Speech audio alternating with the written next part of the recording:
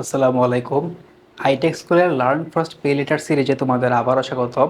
তো গত ক্লাসে আমরা জটিল টিস্যু জাইলেম পড়েছিলাম, তো আজকে আমরা পড়ব ফ্লোয়েম।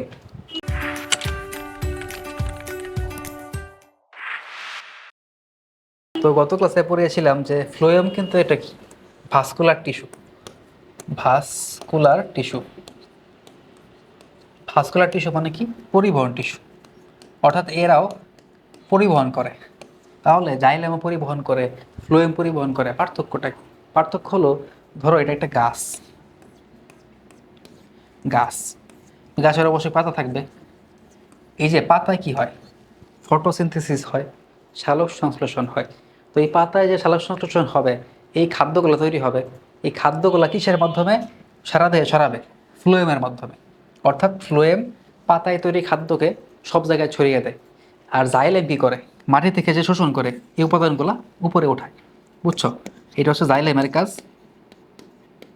আর পাতায় তৈরি খাদ্য সব জায়গায় ছড়িয়ে দেওয়া কার কাজ? ফ্লোয়েমের কাজ। এটা একটু খেয়াল রাখতে হবে। বুঝছো, এগুলো হচ্ছে বেসিক ডিফারেন্স জাইলেম এবং ফ্লোয়েমের মধ্যে। আর দুইটাই হচ্ছে পরিবহন টিস্যু। ফ্লোয়েম একটা যেহেতু পরিবহন টিস্যু, এর টেন্ডেন্সি থাকবে কোনো কিছু পরিবহন করার জন্য। তো আমরা এটাই একটু দেখতে পাবো। দেখো, উদ্ভিদকাণ্ডেরা জাইলেমের সাথে একত্রে পরিবহন টিস্যু কুচো তৈরি করে। আমরা দেখছিলাম গত ক্লাসে যে এরকম থাকে। ধরো এটা হচ্ছে জাইলেম, এটা হচ্ছে ফ্লোয়েম, মাঝখানে থেকে ক্যাম্বিয়াম।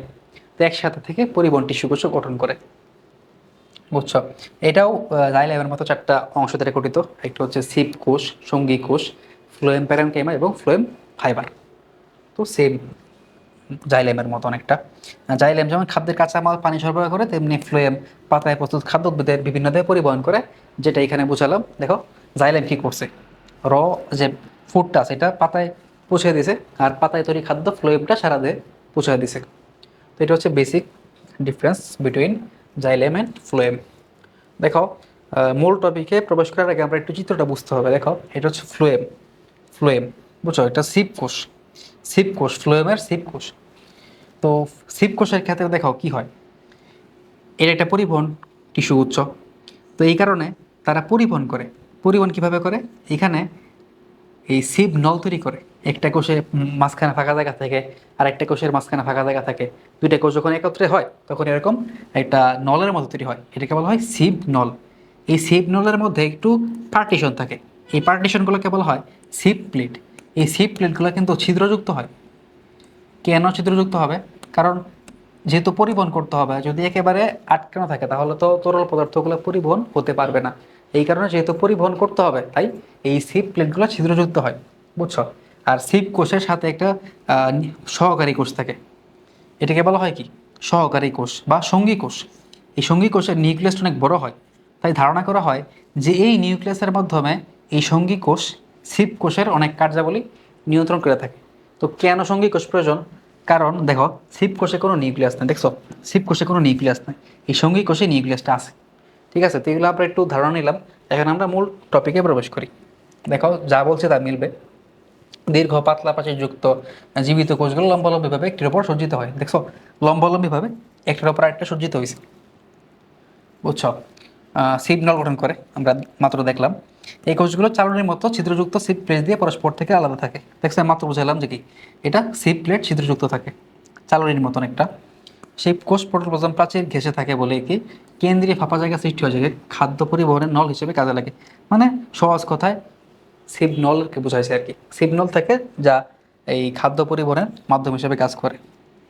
দেখো, প্রাচীর লিগনিনযুক্ত। কেন? কারণ এটা যেহেতু একটা জটিল টিস্যু, অবশ্যই প্রাচীরগুলো লিগনিনযুক্ত হতে হবে। বুঝছো? দেখো, এটা আমরা পড়ে ফেলছি যে কি, পরিণত সিপ কোষে নিউক্লিয়াস থাকে না। তো নিউক্লিয়াস না থাকলে সমস্যা কি? সমস্যা হচ্ছে তার আলাদা করে একটা সঙ্গী কোষ প্রয়োজন তার কার্যাবলী নিয়ন্ত্রণের জন্য। দেখো, সকল ধরনের গুপ্তবীজী, আচ্ছা, গুপ্তবীজী উদ্ভিদের ফ্লোয়েমের সঙ্গী কোষ এবং সিগন্যাল থাকে। গুপ্তবীজী মানে কি? গুপ্তবীজী মানে হচ্ছে আবৃতবীজী। আমরা গত ক্লাসে পড়েছিলাম উদ্ভিদের শ্রেণী বিভাগ, সেখানে আমরা পড়েছিলাম যে গুপ্তবীজী বা আবৃতবীজী হচ্ছে সবচেয়ে উন্নত উদ্ভিদ। তো এটা যেহেতু পরিবহন টিস্যু করছো, অবশ্যই অবশ্যই উন্নত উদ্ভিদ থাকতে হবে। এই কারণে গুপ্তবীজী বা আবৃতবীজী উদ্ভিদের ফ্লোয়েমের সঙ্গী কোষ এবং সিগন্যাল থাকতে হবে বা থাকে। দেখো, আর বিভিন্ন এটা এটা আমরা পড়ে ফেলছি। ঠিক আছে, এখন দেখো সঙ্গী কোষ। তো যেটা বলছিলাম সঙ্গী কোষ কেন প্রয়োজন, নিউক্লিয়াস থাকার কারণে। দেখো প্রতিটি শিবকোষের কারণে একটি করে প্যারেনকেমা জাতীয় সঙ্গী কোষ অবস্থান করে। কেন এটা প্যারেনকেমা জাতীয়, আমি বলছিলাম যেটা কি সঙ্গী কোষ এর নিউক্লিয়াসটা বড়, নিউক্লিয়াসটা বড়, নিউক্লিয়াস বড়। আর কোন কোষের নিউক্লিয়াস বড়, অবশ্যই প্যারেনকেমা কোষের নিউক্লিয়াস বড়। তাই সঙ্গী কোষ একটা প্যারেনকেমা জাতীয় কোষ, বুঝছো। এদের কেন্দ্রিকা বা নিউক্লিয়াস বেশ বড়, দেখছো সেম। ধারণা করা হয় এটি নিউক্লিয়াসের শিবকোষের কার্যাবলী কিছুটা পরিমাণ হলো নিয়ন্ত্রণ করে, এগুলো আমরা পড়ে ফেলছি। এই কোষ প্রোটোপ্লাজম দিয়ে পূর্ণ। কেন প্রোটোপ্লাজম পূর্ণ থাকবে, কারণ এটা একটা প্যারেনকেমা জাতীয় কোষ। তো প্যারেনকেমা কোষের অবশ্যই প্রোটোপ্লাজম বেশি থাকবে এবং প্রাচীরটা পাতলা হবে। তো এটা আমরা পড়ে ফেলছি। দেখো ফার্ন ও নগ্নবীজ উদ্ভিদে এদের উপস্থিতি নেই, এটা একটু খেয়াল রাখবা। এটা মুখস্থ রাখতে পারো যে সঙ্গীর সঙ্গীর ফান নেই, ফান নেই, এটা ছন্দ। ফাতে মনে রাখবা ফার্ন, ফার্ন। আর নতে মনে রাখবা নগ্নবীজি উদ্ভিদ, নগ্নবীজি উদ্ভিদ, বুঝছো। সঙ্গীর ফান নেই, অর্থাৎ ফার্ন এবং নগ্নবীজি উদ্ভিদে কোনো সঙ্গী কোষ থাকে না। ঠিক আছে, আশা করি বুঝতে পারা গেছে। এরপর হচ্ছে ফ্লোয়েম প্যারেনকেমা। আমরা জাইলেম প্যারেনকেমা পড়েছিলাম, সেখানে বলেছিলাম যে জাইলেমের কিছু বৈশিষ্ট্য থাকবে এবং প্যারেনকেমার কিছু বৈশিষ্ট্য থাকবে। এখানেও সেম, এখানেও ফ্লোয়েম প্যারেনকেমা, ফ্লোয়েমের কিছু বৈশিষ্ট্য থাকবে এবং প্যারেনকেমার কিছু বৈশিষ্ট্য থাকবে। দেখো ফ্লোয়েমে উপস্থিত প্যারেনকেমাকে ফ্লোয়েম প্যারেনকেমা বলে। এদের কোষ প্যারেনকেমার মতো পাতলা প্রাচীরযুক্ত পুরো, দেখছো বৈশিষ্ট্য।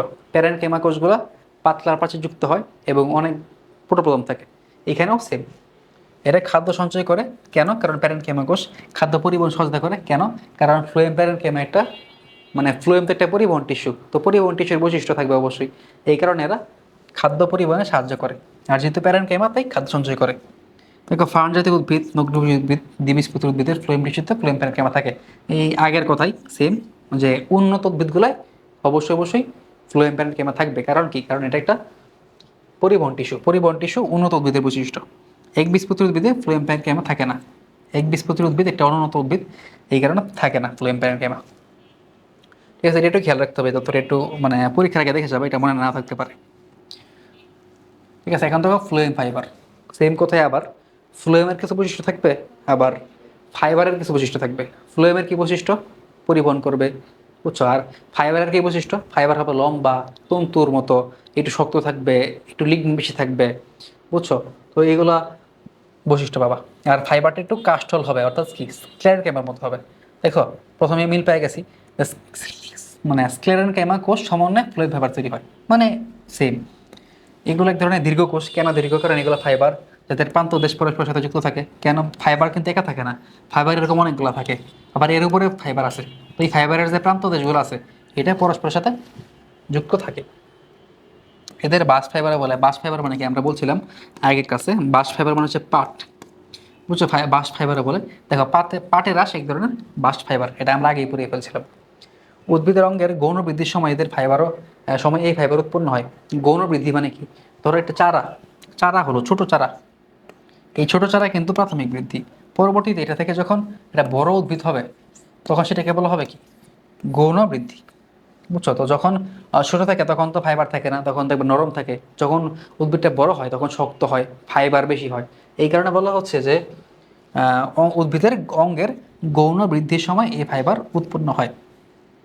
এসব কোষের প্রাচীরে কূপ দেখা যায়। কেন কূপ দেখা যাবে, কারণ কোষের প্রাচীরে কূপ থাকা একটা ফাইবারের বৈশিষ্ট্য। তো ফাইবার কোষের প্রাচীরে কূপ থাকে, আর এটা যেহেতু ফ্লোয়েম ফাইবার, অর্থাৎ ফাইবারের বৈশিষ্ট্যটাও এখানে ইনক্লুড থাকবে।